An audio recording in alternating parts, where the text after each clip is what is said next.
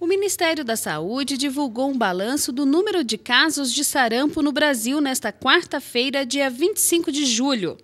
Até agora, são 822 confirmados em 7 estados. A atualização foi possível depois do recebimento de informações repassadas pelas secretarias estaduais de saúde dos estados brasileiros. O país enfrenta 2 surtos. No Amazonas, são 519 confirmados e 3.725 em investigação. Em Roraima, 272 casos, sendo que 106 continuam em investigação. Nestes estados, os surtos estão relacionados à importação. Foi confirmado pelo genótipo do vírus D8, que foi identificado que é o mesmo que circula na Venezuela. Já no Rio de Janeiro, são 14 casos. No Rio Grande do Sul, 13. No Pará, 2. Em São Paulo, 1. E em Rondônia, também um caso. Os primeiros sintomas remete como se fosse um resfriado. Tá? Porque ele começa com febre, com tosse, o nariz escorre, que é a coriza, só que já começa com queda do estado geral. A criança não está esperta, brincando, ela está moada. E tem conjuntivite associado. Aí 3 a 5 dias depois começam a surgir manchas no corpo. Essas manchas começam normalmente atrás da orelha, rosto, para depois ir para o tronco, braço, perna, e é uma das características que atinge até mão e pé. Tá? Só que chama exantema macropopular, é algo que o médico tem que examinar. Não adianta a mãe achar que é uma alergia, achar que é aquilo. Então, na dúvida, sempre levar ao médico para a gente fazer um diagnóstico. O sarampo é uma doença altamente contagiosa. O Ministério da Saúde, nos primeiros 6 meses de 2018, está promovendo ações de imunização através da vacina nas populações, principalmente nos estados de Roraima e Amazonas, para o controle e prevenção de novos casos. Desta forma, as autoridades sanitárias reforçam a recomendação para que todos os casos suspeitos devam ser notificados em 24 horas e investigados em 48 horas. Desde 2016, o Brasil era considerado um país que o sarampo foi erradicado.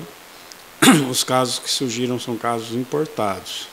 Agora o que preocupa é o Amazonas e o Roraima, devido à Venezuela, o país vizinho, está com uma crise política, financeira, então existe a migração das pessoas que moram principalmente para o Brasil, e essas pessoas trouxeram o vírus do sarampo. Então a gente tem bastante casos Amazonas, né?